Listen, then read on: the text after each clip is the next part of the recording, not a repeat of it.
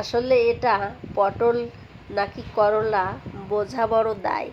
আমি একটা photo post করেছিলাম, কেউ বলেছে পটল, আবার কেউ বলেছে করলার ভর্তা। তো ঠিক এটা করলার ভর্তা।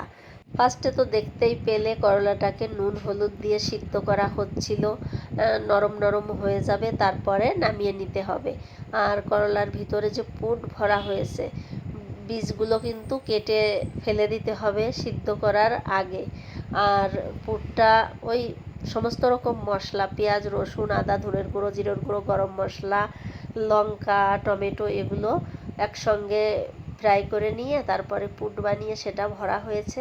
আর করলাটাকে এই যে খাওয়ার জন্য দুটো ভাজি করে নেওয়া হলো, আর বাকিগুলো আমি তুলে রেখে দিচ্ছি, যখন খাওয়া হবে তখন একটা একটা চাই দুটো দুটো যেরকম খাওয়া হবে ভাজি করা হবে। ডালের সঙ্গে ভাতের সঙ্গে খেতে কিন্তু হেভি লাগে।